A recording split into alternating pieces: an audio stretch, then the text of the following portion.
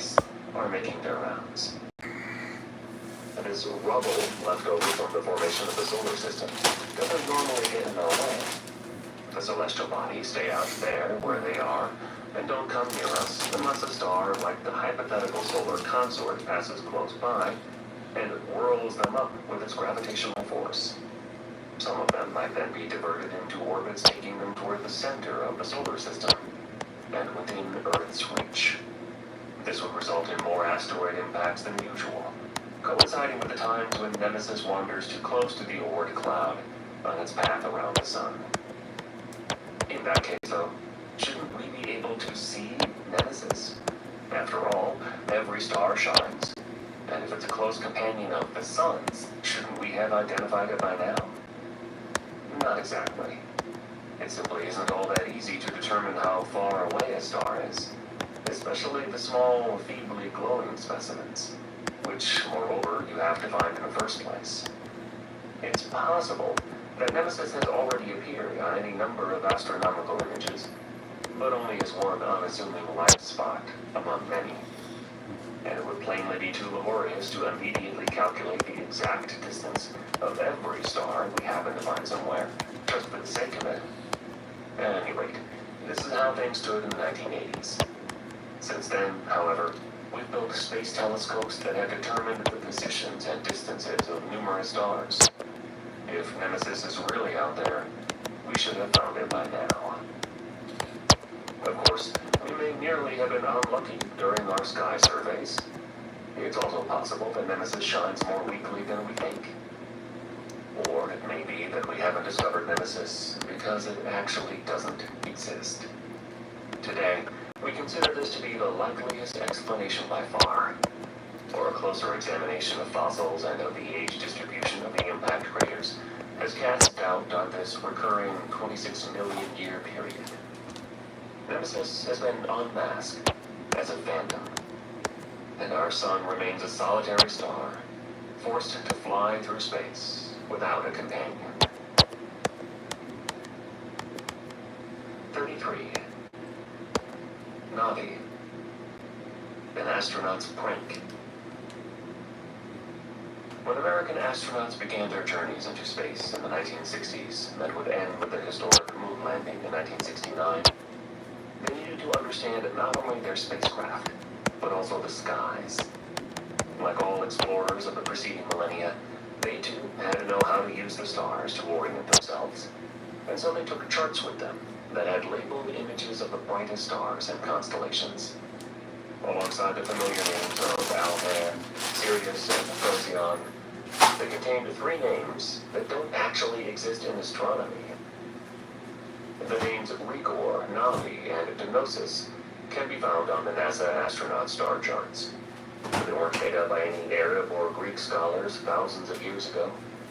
They were the fruit of Virgil Ivan Gus Grissom's imagination. Grissom was the third man in space after Yuri Gagarin and Alan Shepard, and a pioneer of the U.S. space program. The long hours of navigation training, which the astronauts spent studying under the open sky and in planetariums, had put Grissom in a playful mood, and he came up with the idea of naming three of the celestial bodies on the NASA charts after himself and his colleagues. He gave the star Gamma Velorum in the Vela constellation the name Rigor. Read backwards, it is the astronaut Roger Chaffee's first name. Iota Ursae Majoris, a bright star in the Great Bear, became Denosis, after Edward White. In 1965, he had become the second man after the Russian Alexei Leonov to leave his spacecraft and spend time floating in space. Hence, second, written backward, became the second star's new name. Gus Grissom immortalized himself in the Cassiopeia constellation. The central star of the readily identifiable celestial W, actually called Gamma Cassiopeiae, became Navi, Grissom's middle name written backward. What had started out as a joke turned into a tragic memorial to the terrible events of January 27, 1967. On that fateful day, White, Chaffee, and Grissom were scheduled to complete a routine exercise for the Apollo 1 mission. They were supposed to test the command module, which it was hoped would one day take man to the moon and back again. They weren't planning to start up the rocket that day, and the sole purpose of the exercise was to try out the spacecraft's systems. 3.5 hours after the test started, a fire swept through the module. The precise cause remains unclear. The automated life support systems detected a drop in the amount of oxygen in the spacecraft, which wasn't surprising given that the oxygen was being consumed by the fire. What was fatal, however, was that the system reacted to this by increasing the oxygen level. The added oxygen not only fueled the fire, but also raised the pressure in the module. It was impossible to balance out the pressure, which meant that the hatches could no longer be opened from the outside. White, Chaffee, and Grissom burned to death in their spacecraft. The first mission of the Apollo program had cost the lives of 3 people. In memory of the 3 deceased astronauts, NASA decided to adopt the star names Grissom had made up on a whim for their star charts, at least unofficially. And when Neil Armstrong and Buzz Aldrin landed on the surface of the moon 2 years later, on July 20, 1969, they had with them a map of the stars, okay, on which were recorded the names of their late colleagues. 34. It's stir fry without any heavy metal utensils. Heavy metal stars. Wednesday. Star 14 Hercules is full of metals, but this isn't to say that it's a large iron sphere. When astronomers talk of metals, they mean something different than the rest of us do. At first glance, the chemistry of astronomy is very much more straightforward than what we learned at school. There's no complicated periodic table of the elements with its more than 100 entries. There's only hydrogen, helium, and metals. From the point of view of astronomy, this isn't at all irrational, even if it must seem like it to us here on Earth. The overwhelming majority of matter in the universe consists of hydrogen and helium, which are the 2 elements that formed right after the Big Bang. The rest of the periodic table was forged only later, through the nuclear fusion that takes place inside stars.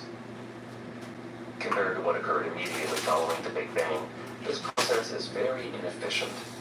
Even the Sun, which at the end of the day has had 4.5 billion years to create new elements, is made up of 71% hydrogen. As for the rest of its mass, just over 27% consists of helium, and all the other elements together constitute the remaining 2% or so. Yet the Sun is actually one of the stars that contain a relatively large number of those other elements. When it was formed, the universe was already nearly 10 billion years old. The stars born before had already had plenty of time to produce new elements, and when they died in huge supernovas, scattered them in space. From the outset then, the cosmic gas cloud from which the Sun emerged already contained more than just hydrogen and helium, and in sufficient amounts to enable the formation of planets like Earth. We in our world depend on these new elements. Taylor Farm Sauté. That are present only in Stir minor fry traces, Wednesday. which is why astronomers continue to group them under the admittedly somewhat misleading heading of metals. We've got veggies. A star's metallicity describes the proportion of its mass. Listening to a book, The Universe in 100 Stars. With reference to the Sun. According to that yardstick, 14 Hercules' metallicity is markedly greater than the Sun's. This small star in the Hercules constellation looks rather ordinary at first. Located almost 59 light years away from us, it's a little smaller, lighter, and cooler than the Sun, and glows orange. And the chicken I'm But it going contains at to... least 3 times as many metals as our star. Oh, On the one hand, this is a sign that it must be a fair bit younger than the Sun. And 14 Hercules is in fact only 3.6 billion years old. so On the other hand, here's the chicken. this also makes it a useful candidate for the search for new planets. If the Yeah. cosmic gas cloud in which a star consists contains many elements in addition to hydrogen and helium, the matter contained in the cloud can assemble more easily and quickly into largish lumps, and thus turn into planets. In addition, those heavy elements act like a shield, protecting the lighter hydrogen and helium atoms from the powerful radiation that emanates from a young star. Pieces of chicken. As a result, The gas atoms aren't as effortlessly destroyed and shifted out into space by the radiation. No one eats more And can chicken instead take part in the process of planetary formation. unless they're chicken. It also makes it easier for the large gas planets, such as Jupiter, to see the light of day. I don't know anyone In who's 2002, too chicken this theory to was eat confirmed by chicken. 14 Hercules, when we discovered a planet in its neighborhood whose mass is nearly 5 times greater than Jupiter's, which, as we know, is the largest planet in our solar system. If 14 Hercules wasn't a heavy metal star, it turned out to be impossible for a giant planet like that to exist in its orbit. Alright, what's going on here? 35. Alpha Capricorni. The little screen of shooting stars. With the Bertolli on everything. See a shooting star. Extra virgin olive oil. There may not be any astronomical I think we go teriyaki here with but the there's chicken. certainly no harm in trying. And why not wish for a lot Good more shooting measure. stars while you're at it? Sesame Because oil. 2220. Toasted sesame oil. It'll be possible. Different But kinds. this time we can take this with a fair degree of Another astronomical one over certainty here. to see a myriad of them in the sky. The star Alpha Capricorni gives us a little preview of what we might expect. Even if it isn't a proper star, and strictly speaking, doesn't really have anything We to do with it. season the veggies Right before. line in the Capricornus constellation consists of the two stars Sunlock that happen to be sesame oil. located so close to each other that they look like a Lid is single off. star to us down here on Earth. And Alpha Capricorni A bit of it. in this news vicinity, Not the too Alpha much. Capricornis meteor string appears to originate. Despite their name, Sizzling the up. shooting stars aren't Sizzling up stars. the They are miniature blocks of rock, only a tenth of an inch or so, roughly a few millimeters long. And you can find them as space dust everywhere between the planets of our solar system. So, When Earth meets one what of I these want grains to of do with the interplanetary vegetables we is see a shooting this star. ponzu A speck of dust hits Earth's with atmosphere lime, with a limey speed of between ponzu. 20 and 45 miles, Good, just 30 and 70 kilometers. on the veggies. During its high-speed Sizzle flight that through on the in. atmosphere, it rips electrons from the shell There we of go the here. atoms the air consists With of. sun sauce. And when these now shell And where atoms have we the- recapture one of the liberated electrons and reattach it, That. they emit energy in the Not form of light, there's some which we then perceive sun as a sauce. shooting star. Gluten-free, the natural stuff. 16 miles, Always the best. kilometers above us. And here we have it, the oyster sauce. By then, due to the Couple considerable of frictional heat created by its collision with our So atmosphere, much a as, speck of dust will have there it burned is, out, and the spectacle is here over. on the chicken for On a what clear it's night, worth. you can almost always And see start the shooting with the stars. lid maybe But over on some here. nights, you can see veritable showers of them. The reason for this is the source of the dust. Chicken is It's produced by asteroids and over comets, there. the smaller celestial bodies in the solar system. Comets, especially, are We've got fine veggies. polluters. The boiling water there will have my noodles. The ice they contain I like these noodles. turns into gas and surges into space, Very good. dragging with it all manner of What dust I have from here comets. are the Asteroids Mandarin also style sometimes noodles, throw up dust into space, Asia, and they're usually and merciless. for boiling water they will be When they cooked for collide with other asteroids, 4 for cups example, of or water, get close enough to the sun that they break 3 apart, minutes they is all get for rid of a large the amount of little dust. So, package of asteroids, seasoning and with especially that. comets, drag a trail of And dust here we with go them with the through lid for the space. veggies. And when Earth traverses is one such on. region of the cosmos on its way So this around is the the sun, question today. there is a clear increase in the Do number of this. shooting stars. Take Which where also the results chicken's in burning from one and the same cooking. place in the sky. over here on These my showers gas recur oven, at the same stove time top, every year, or because it takes Earth precisely 1 year chicken, to revisit these dusty regions in its orbit. For what I example, might do on is late put November nights, we can observe the a Leo, lid so on. called because they appear to come from the Leo The chicken. constellation. But we actually have the comet Temple Tuttle to thank for them. See, just So cook far, it we have identified more than 30 thoroughly such meteor streams, under a fire. which provide us with showers of shooting stars. So that one over there, More striking than others, the at different smaller times of the year.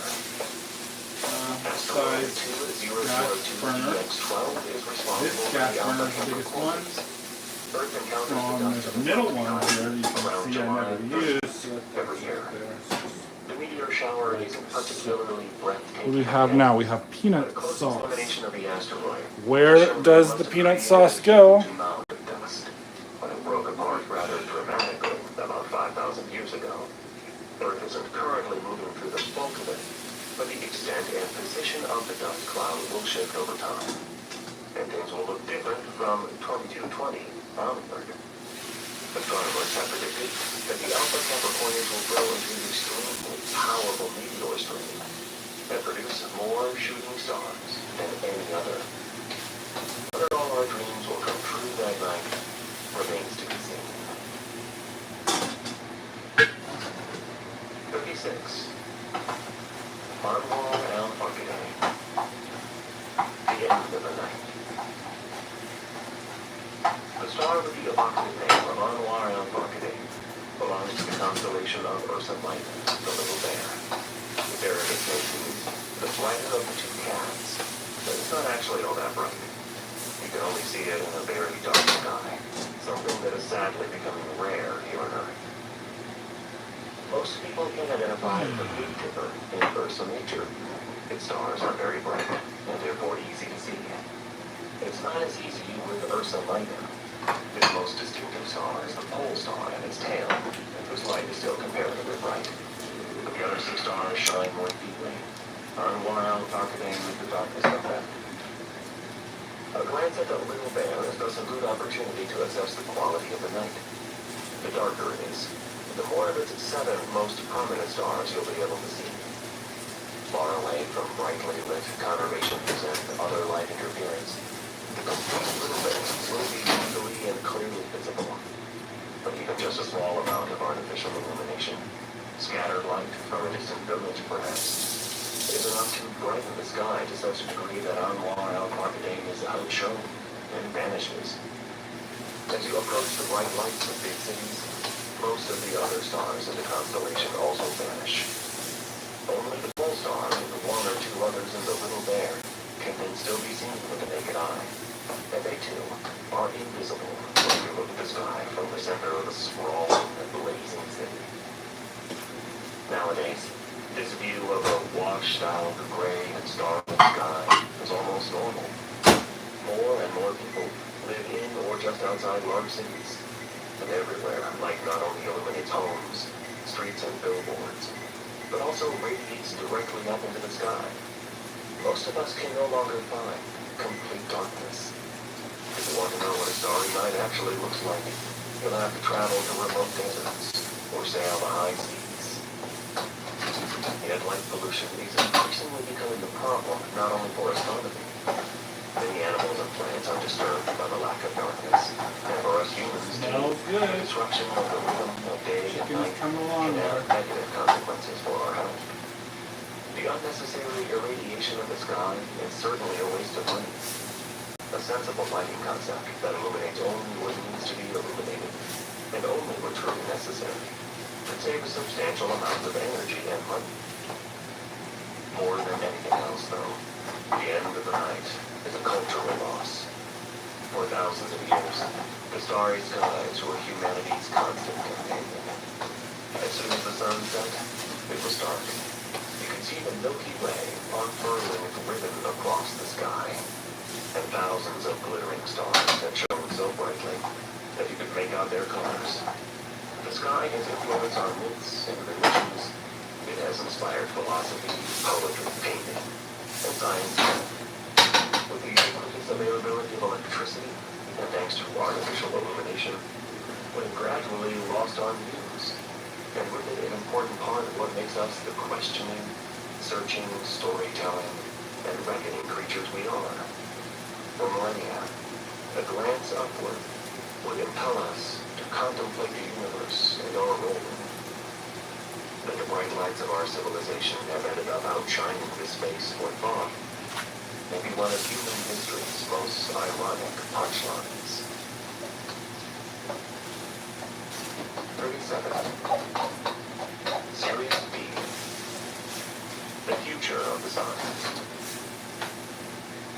In 5 or 6 billion years' time, when the sun ends its active life as a star, it will become what Sirius B is today, a white dwarf. We first observed this special end stage of a star's development in 1862, thanks to Sirius B. But it took a long time for us to fully understand white dwarfs. A star is only a star for as long as it can produce energy. The temperature inside it has to be high enough to enable atoms to move sufficiently fast that they can fuse together when they collide. This nuclear reaction releases energy, which it radiates outward. The pressure exerted by this radiation is the only thing that counteracts the star's gravitational force, which would otherwise cause it to collapse under its own weight. Without nuclear fusion, a star would be unstable. In the center of the sun, hydrogen is fusing to helium. This process has been going on for 4.5 billion years, and the sun still has enough hydrogen left to carry on with it for another 5 to 6 billion years. At some point, though, the helium will become a problem. All it does is lie around in the core, unable to fuse. Helium is heavier than hydrogen, meaning that it requires higher temperatures to fuse. The more helium is produced, the less room there is for hydrogen at the sun's core, which is the only place hot enough for nuclear fusion. Consequently, less radiation reaches the outside. The pressure inside the sun decreases, and gravitation gains the upper hand. The result of this process is complex. The sun collapses slightly under its weight, and the matter inside it becomes a little more compacted, which in turn heats up the core. The hotter it grows, the more of the outlying hydrogen can now be drawn into the nuclear fusion process. In the end, it even becomes hot enough for the helium inside the core to start fusing. These fresh energy sources produce a much greater heat, which leads to a sharp spike in radiation, which is now powerful enough that instead of continuing to implode, the sun starts to expand. As it swells up, the outer layers will stretch and thin out. But at the same time, the sun's core continues to collapse. Since it originally contains much less helium than hydrogen, the helium burning phase ends after a few 100 million years, and the core is extinguished. Away from the center, the hydrogen can continue to fuse for a while, but eventually this ends too.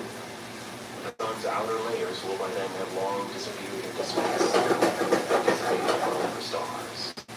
The core, meanwhile, gradually collapses from the inside out, until all that's left is an object about the size of Earth, in which nuclear fusion no longer occurs. This is the white dwarf, into which the sun will one day turn. A white dwarf is still too much densely sauce. hot, and its material is extremely tightly packed.